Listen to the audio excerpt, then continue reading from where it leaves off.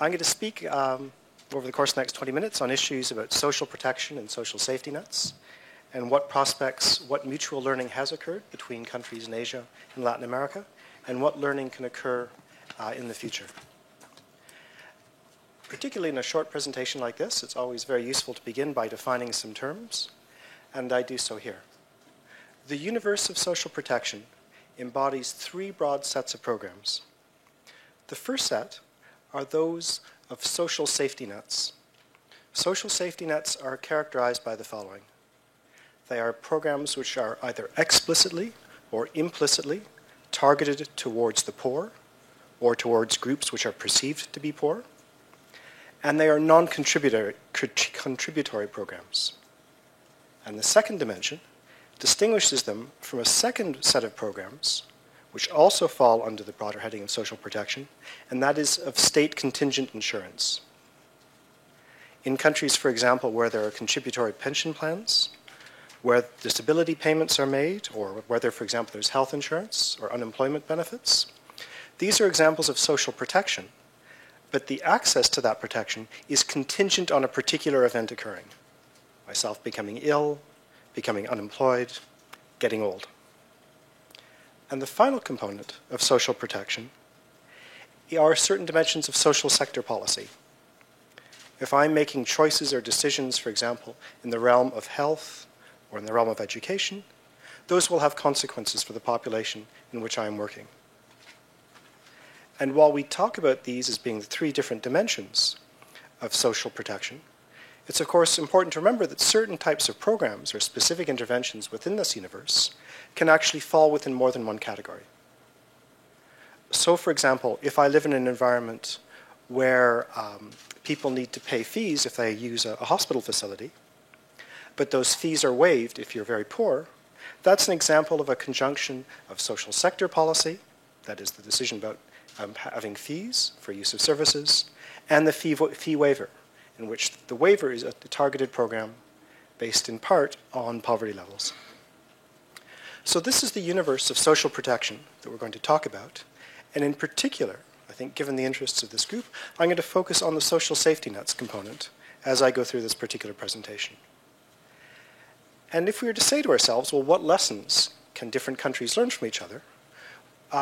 In the context of social safety nets, we need some way of kind of anchoring that particular discussion to prevent it from going off all over the place. And as I was preparing this paper and presentation, I came across the following quotation by the English political economist John Stuart Mill.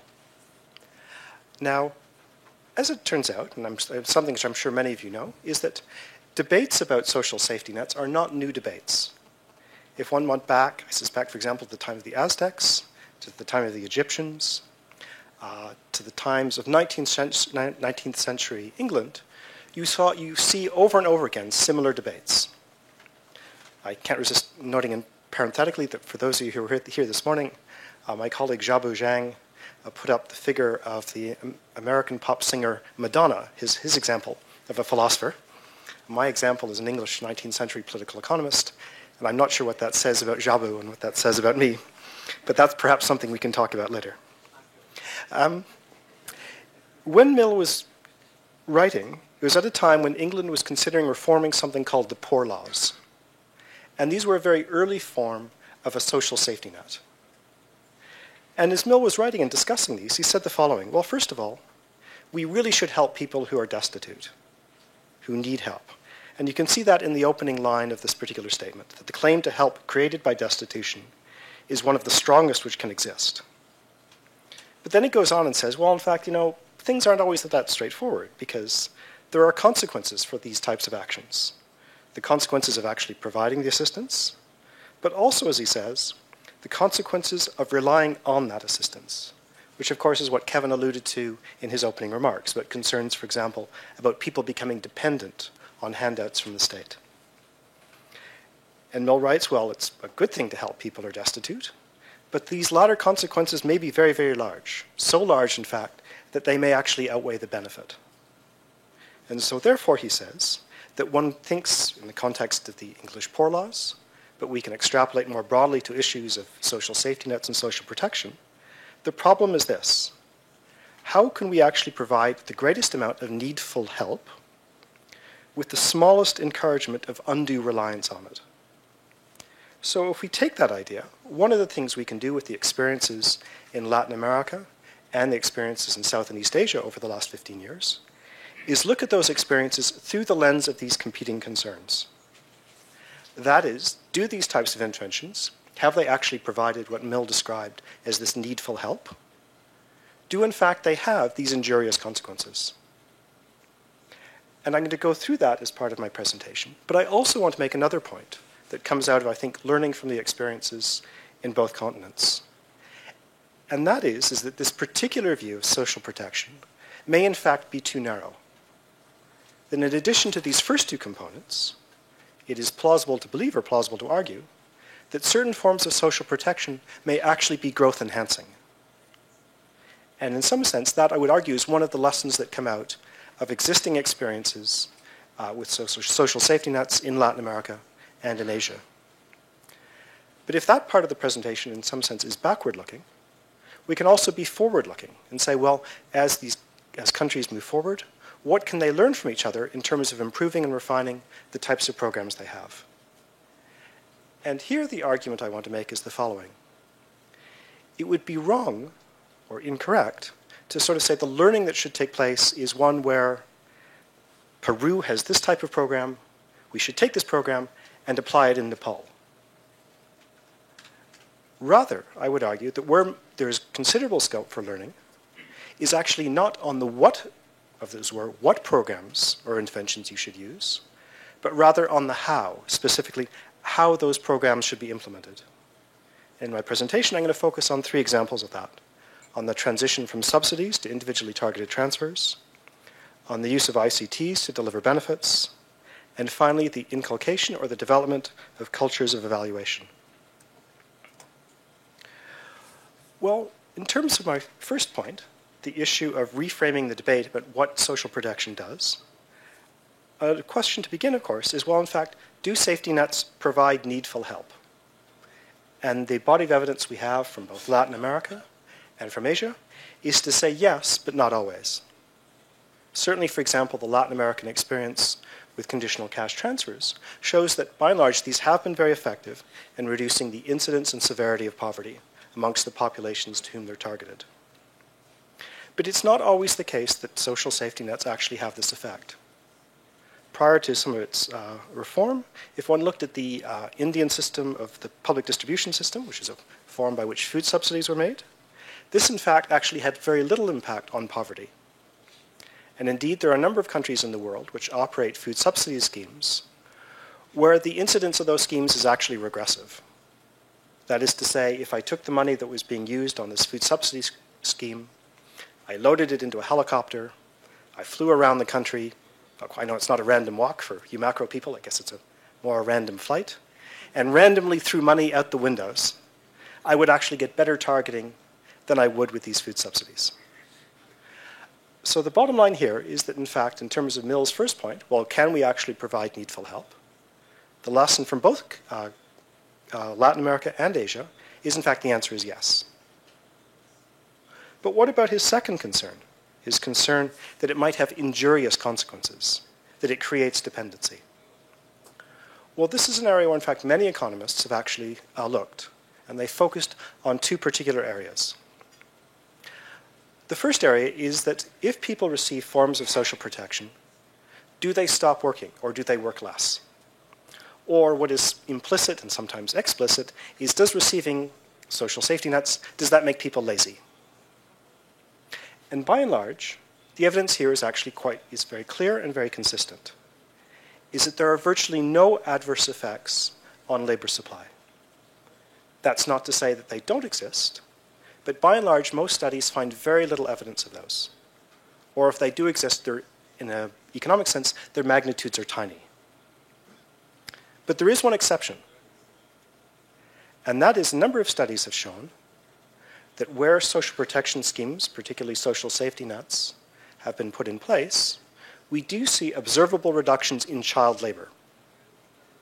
In other words, children don't work as hard as they do outside the home. But I, for one, would argue that, in fact, that's actually a positive consequence not a negative consequence of these types of programs. A second area which people have expressed concern about is that of the impact of public transfers on private transfers. That is to say, in a micro version of the Barrow issue of transfers crowding out other, of public transfers crowding out private transfers, that is it the case that if I receive a transfer from the state, that my neighbors stop helping me? And this has been investigated in a number of contexts in both Latin America and Asia. In general, the evidence is a little more mixed. There is a preponderance of evidence that suggests that these crowding out effects are small or non-existent. There are one or two studies, which arguably are methodologically a little more suspect, which argue that their effects are somewhat larger. The bottom line, though, is that concerns regarding injurious consequences, to use a technical term, are overrated.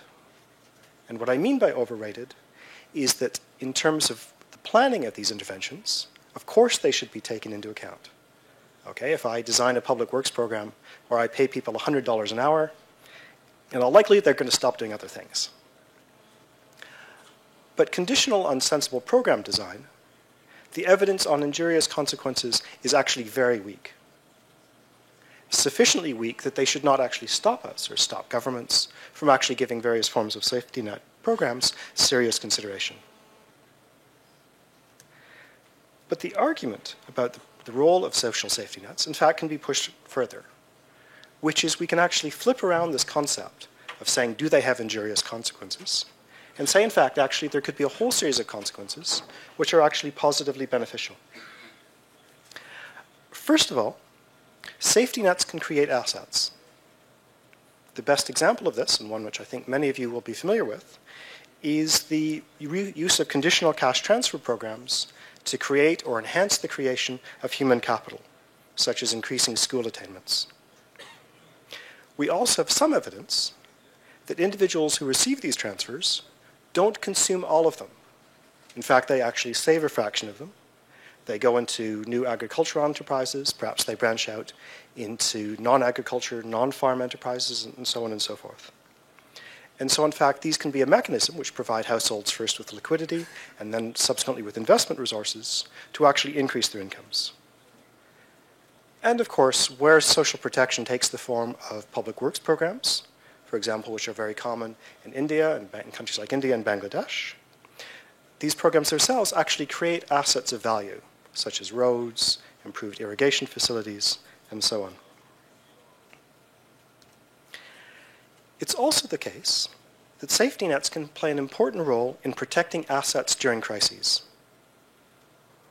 One feature that Michael Carter and others have noted is that a very real concern is that a particular adverse shock causes households to strip assets, to stop sending children to school, to sell off the productive assets they have.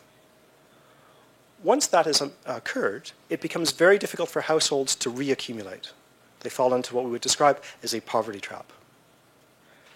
So therefore, if you think back to some of the presentations this morning on macro crises, an important role for social safety nets is to prevent those transitory crises from having permanent consequences.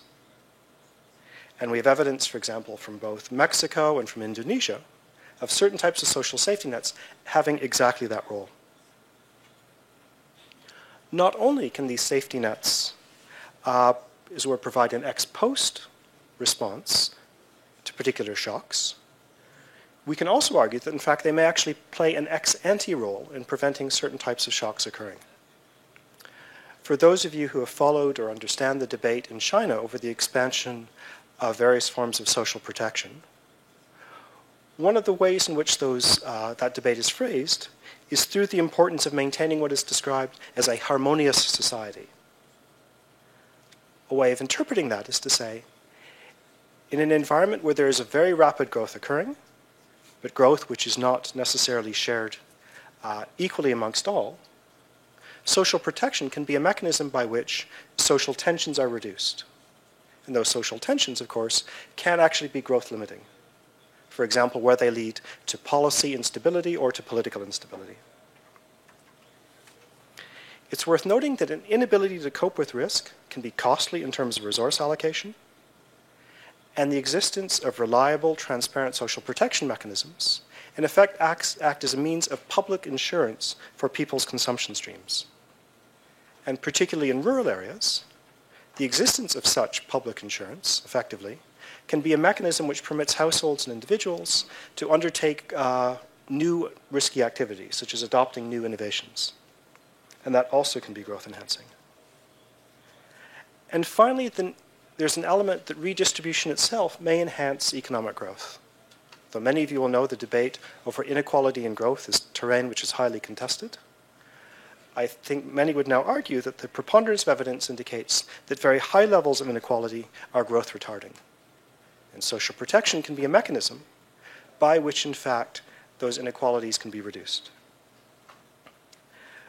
So if this is some of the ideas that we've learned from the experiences of social protection programs in Asia and Latin America, what about moving forward? What lessons can be learned as countries continue to develop and apply these types of interventions? Well, at this point, I think a cautionary note is worth making, and that is the following. You have on this graph, on the horizontal axis, GDP per capita. On the vertical axis, you have poverty defined in terms of the Ravallian $1.25 PPP per person per day. What I want you to do in looking at this graph is to look at the red triangles. The red triangles are countries in Latin America. The orange circles and the orange circles and the orange triangles are countries in South and East Asia. And what you see here as a general proposition is that countries in Latin America are better off in terms of GDP per capita and have lower rates or lower incidence of poverty. Again, as speakers this morning have also noted, there is heterogeneity within both continents, but that arguably is the general pattern you see here. The second pattern I want you to look at is a graph where again we have GDP per capita on the horizontal axis, but here we have the Gini coefficient for inequality on the vertical axis. And again, countries in Latin America are the diamonds, the red diamonds. And what you see here particularly clearly is across a range of income levels, levels of inequality in Latin America, as Ashok Gulati mentioned earlier this afternoon, are higher than they are in parts of Asia. Well, what does this tell us? Well, very crudely, it tells us that comparing across Latin America and Asia, in Latin America, there are relatively fewer poor people, that's that lower level incidence of poverty, and they're easier to find or easier to see, and that's because of this greater degree of inequality. Whereas in Asia, again, these are big generalizations, you have lots more poor people, and they're harder to distinguish between people who are not poor. If you live in a world where the acquisition and the processing of information is costly, well, what does that tell you? Well, it tells you in the environment where you have relatively few people who are poor, and they're kind of easy to find, that you can afford to actually identify them individually. And so what we see as a result in Latin America is much greater use of social protection programs which are individually targeted. Whereas again, generalizing horribly, in environments where there are lots of poor people, and it's hard to tell a poor from a non-poor person apart, the types of programs which are used are those which economize on information, and thereby, for example, rely much more heavily on individuals self-identifying themselves as being poor. And you see, for example, the subsidization of inferior foodstuffs, the use of public works, where public works pay a relatively low wage, are examples where self-selection processes are used. This, again, admittedly very gross generalization, underlies the point I made in the introduction about the dangers of trying to take one program or one particular intervention type and just apply it somewhere else. But instead it suggests to me that where in fact there can be lessons learned going forward are in terms of learning lessons from implementation. And there are 3 points or 3 ideas I want to make here. The first is that a number of countries in Latin America have very skillfully and very successfully transitioned from relatively widespread subsidies to individually targeted transfers. And there have been a number of ingredients that they have used in order to actually achieve this. First of all, a very basic thing is that they made information available on the poor performance of existing programs, making the point that particularly certain types of subsidies, which were claimed to be pro-poor, in practice really weren't, and thereby changed the tenor of the debate around them. Second, in their initial rollout, in some countries, these new programs were resource neutral. That is, as subsidies were reduced, for example, individually targeted cash transfer programs were ramped up. And that was very useful in terms of bringing people on board, particularly in ministries of finance. These programs were often rolled out gradually as a means of learning by doing and learning from mistakes before they're scaled up. And in some cases, they took advantage of a crisis, particularly fiscal crises, which forced governments to relook very carefully at the resources they used. Also, a number of countries are now experimenting with very advanced use of information and communication technologies to deliver benefits. For example, there's a small-scale pilot in Syria, in the Middle East or West Asia, in which which works as follows. Beneficiaries are given extraordinarily cheap cell phones, which cost on the order of $2 or $5 US. Every month, they received an SMS, a text message, which contains a password. They take their cell phone to retailers who participate in the program, and the retailer, who's hooked up to a central network, enters in their password, and that password tells them how much money they have available to spend. The individual then spends a certain amount of money in the shop. That's deducted from his or her account. Off he goes with the stuff he buys, and the merchant is reimbursed immediately. The really nice feature of this type of intervention is that virtually all the costs are setup costs, that the ongoing running costs, apart from the actual value of the transfers, are virtually zero. And a final area where I think mutual learning can continue to occur is through the inculcating a culture of evaluation. And what do I mean by that? Well, in many countries, where in fact social protection programs or social safety nets are suggested, oftentimes there is some person who literally flies in and says, well, you should do an evaluation. And I suspect on the whole, in fact, that even though that's a good idea, in terms of the long-term learning processes, in terms of the long-term benefits of the evaluation, having evaluations externally imposed is close to being useless. Where countries have been successful, particularly in Latin America, is where in fact they developed a national or domestic culture of evaluation of programs, ensuring that these programs have champions, people are willing to defend them, and where governments in particular are willing to have these evaluations done in a transparent and independent fashion. To wrap up, in both Asia and Latin America, social protection generally and social safety nets in particular have intrinsic merit. They fulfill what Mill described as meeting the claims created by destitution.